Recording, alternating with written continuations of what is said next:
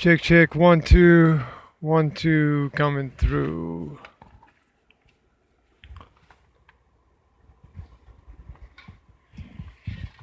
Everything is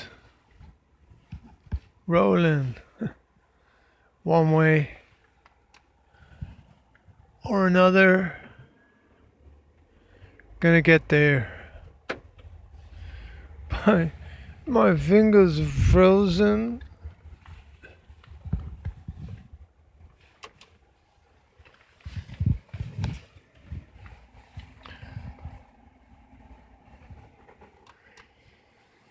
The window is iced up.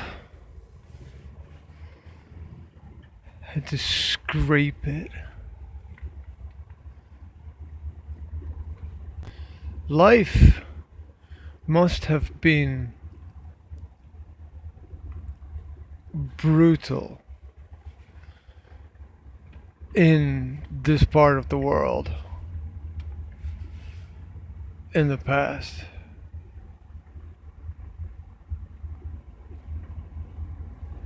It must have been seriously brutal. It was seriously cold. And before there were modern heating systems, how the hell did people live here?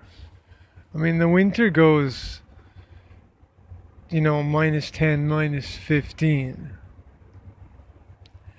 And how the hell did people keep warm?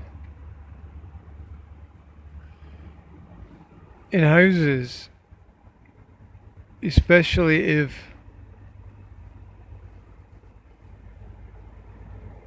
the car is telling me that it's -3 outside, and it's at least -3 outside.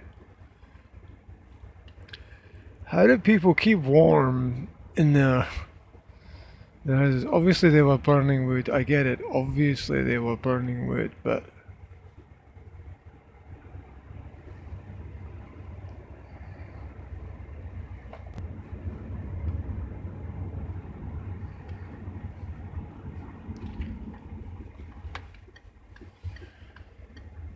even that is not a very efficient way of heating or keeping things warm. I mean, you have to channel the heat around the houses. That's why they introduced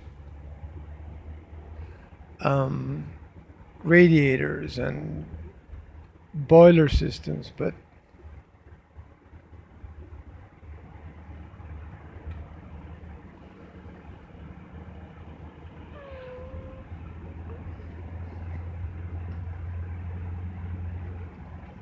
even with that, it must have been insane. I guess people were wearing just like 5 jumpers and 15 t-shirts and 20 pairs of socks. I mean, if you compare places where you could live in the world, if you compare Northern Europe with Southern Europe, why the hell did people go and live in the north of Europe?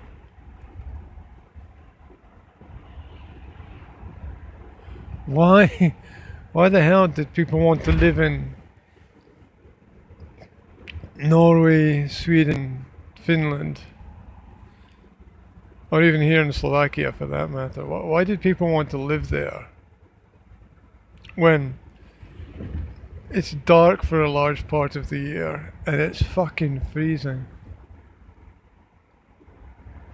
When you could live in a Mediterranean climate where it's relatively warm for most of the year, you can be outside, you can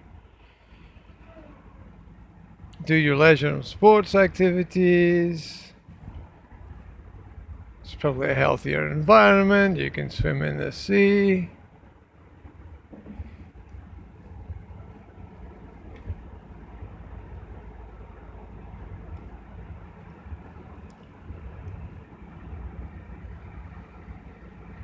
What is it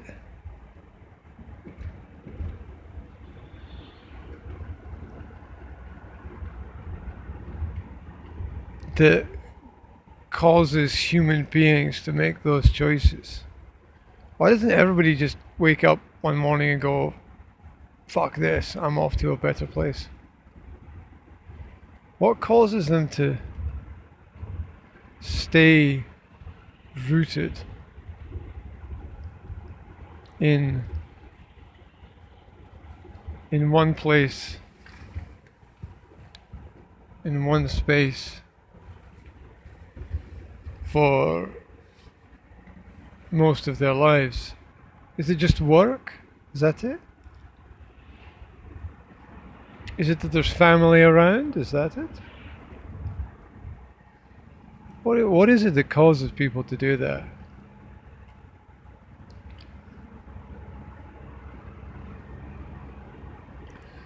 I mean, at least with modern comforts.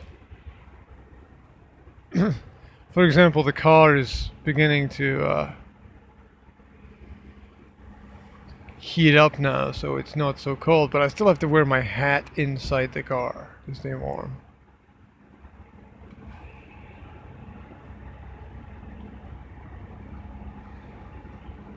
That's kind of insane.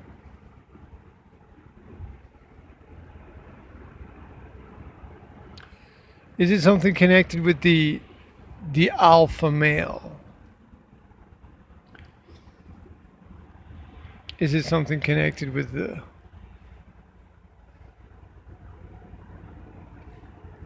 extremeness of human nature?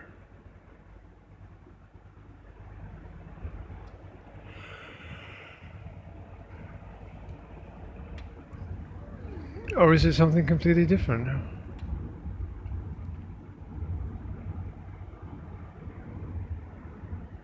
Is it a form of relative laziness? It's easier to be in one place.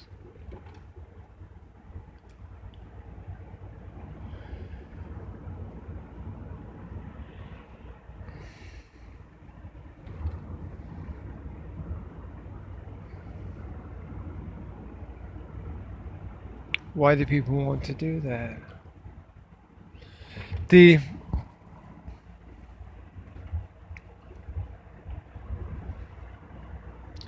alpha male principle is interesting because as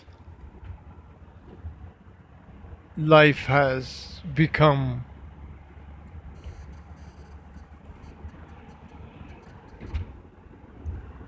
at least in the Western world, a little bit more comfortable for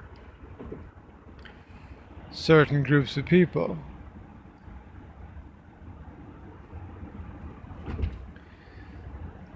Comfort in your environment, comfort in your travel, comfort in your home.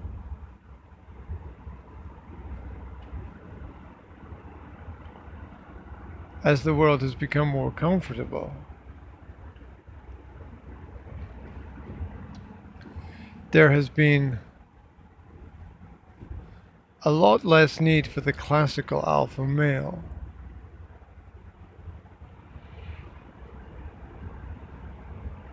The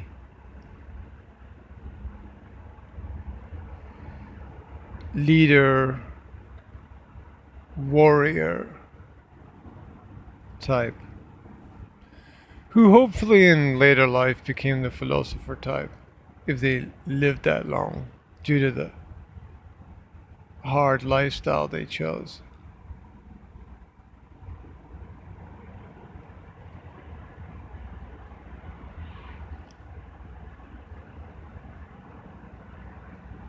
But it's interesting to see how society reacts. The alpha male and the non-alpha male types, how they display their alphaness.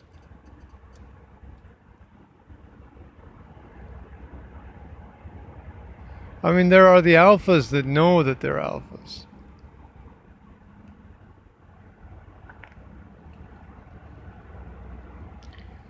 And then there are the alphas that are just big and strong.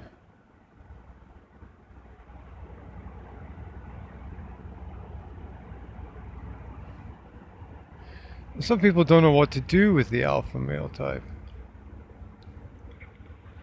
I mean, if you don't have an alpha female type, you don't gonna have any need for the alpha male type in society. So it's kind of a balance there. And how much of alpha male character can get through, survive the systems that we have in place? Because everything is about push down or push back. Everything is about repression.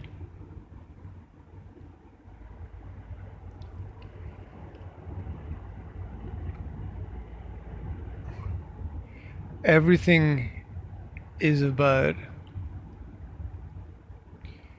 burying the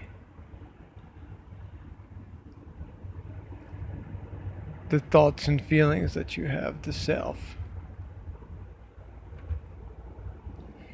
Everything is about a repressive way of hiding everything away.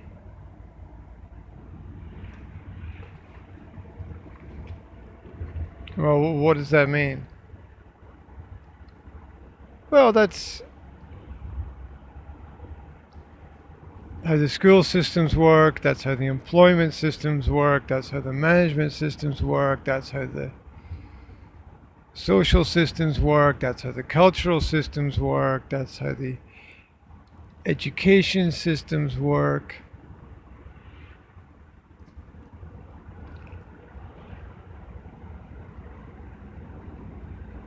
Through simple systems of reward and punishment.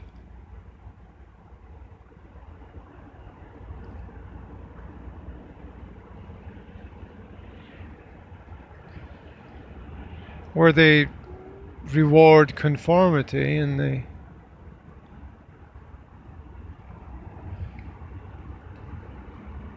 punish individuality.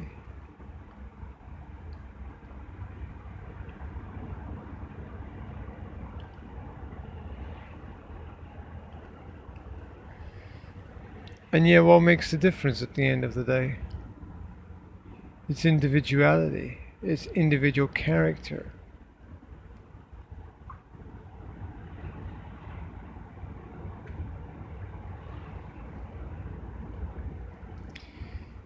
It's individual difference.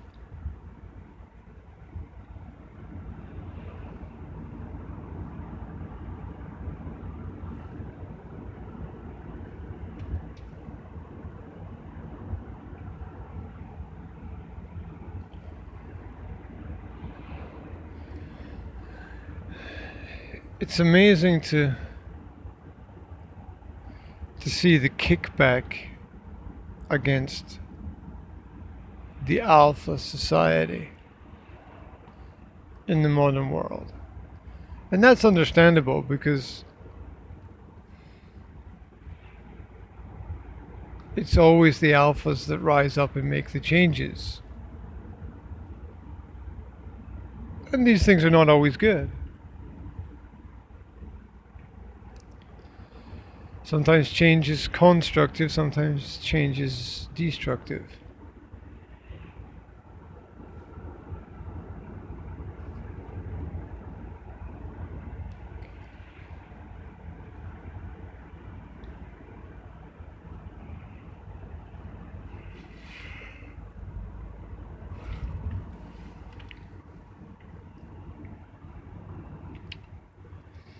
But it's interesting, the reaction to the recent American presidential election, where the alpha male character has been elected. And it's interesting how a lot of people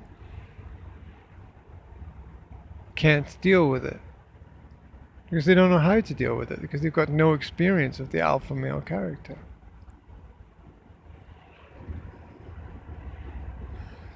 Or they've got no real experience of what it means to have an alpha male character in society.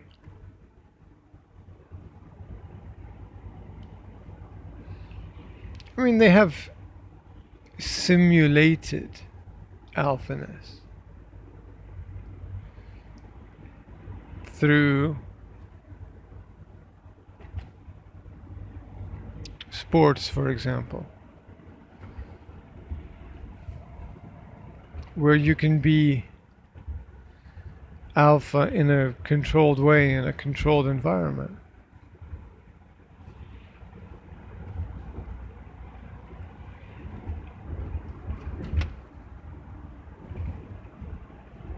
But that's not true nature. That's not the way of the world.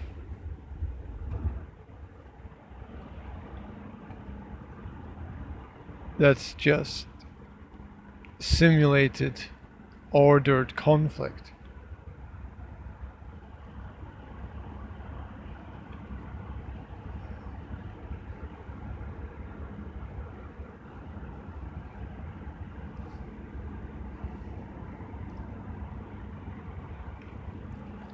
And still it's interesting, these reactions.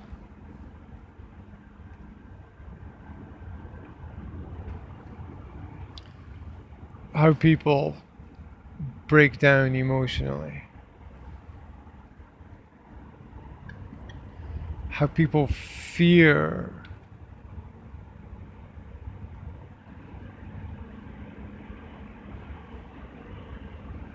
that other people will say what they think.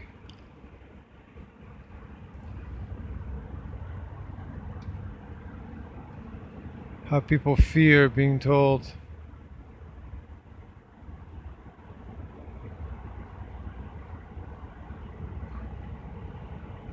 what is in essence and essentially the truth.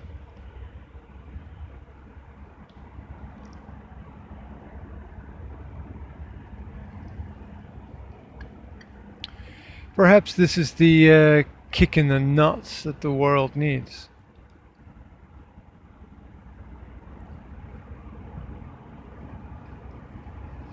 Perhaps we need it every generation to remind ourselves of who we are and where we came from and how to stay online, how to keep on track.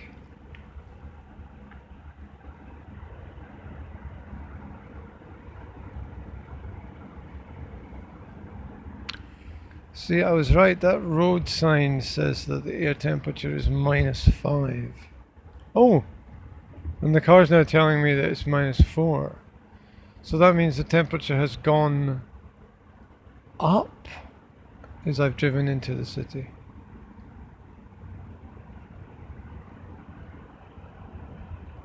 That's quite weird.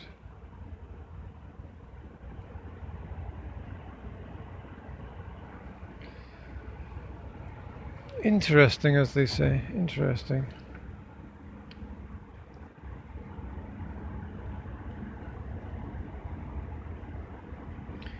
Snow on the hills. Ready for the winter thrills and spills. Yep, you're driving a car which shouldn't be on the road at all, mate.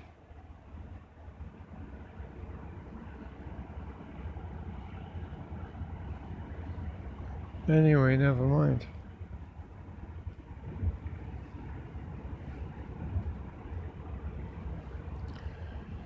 I don't think that any of us could go back or want to go back in time.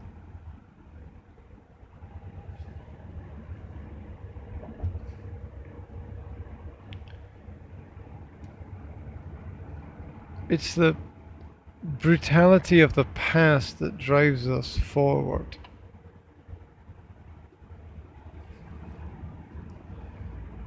That keeps us on our toes. Searching, searching, searching.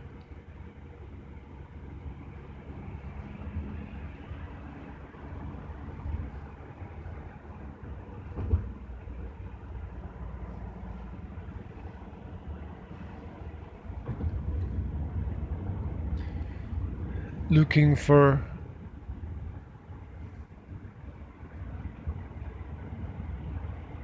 something better, looking for better paths, better ways, better roads.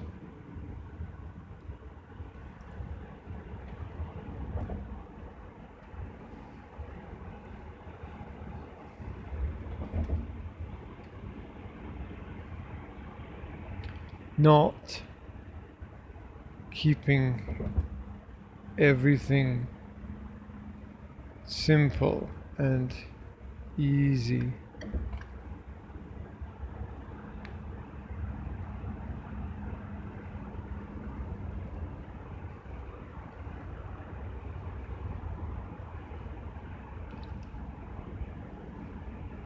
That's a classic. Car drives up behind me really fast. So I pull into the slower lane to let them continue, and then they slow down.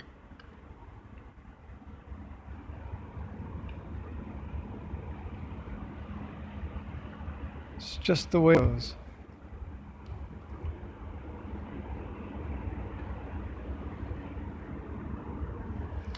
It is Monday, day of the moon, day of singularity.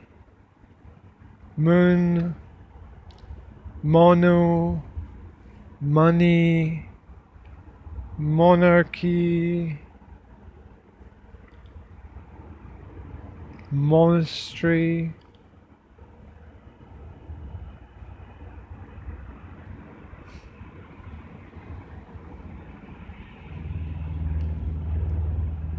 Think about the world around about.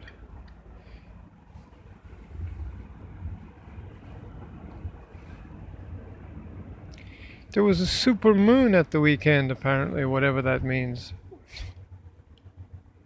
I have no idea. I imagine it was the same moon that has always been there. I wonder why it was super. That's great. You've got to be a woman driving that car because you're driving down the middle of the road. The reason why there are lines is so that you can choose the left or the right.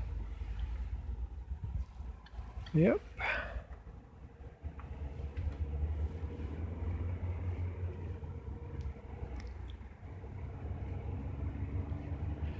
What is a supermoon? What does that mean? Are there good moons and great moons and fantastic moons and wonderful moons? Or are there only normal moons and supermoons?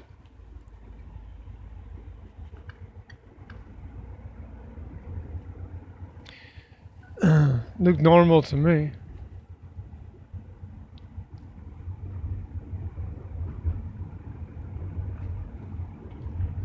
Maybe you have to be in different parts of the world to appreciate that. And then what is the point? What is the point of telling us there's a supermoon if it just looks the same as a normal moon? Is that the kind of uselessness and irrelevance that basic news has been distilled down to?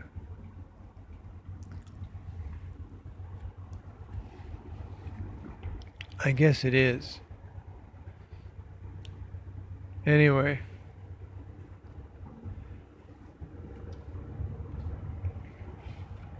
I think I will call it a day right here, right now, as I navigate the Monday morning traffic.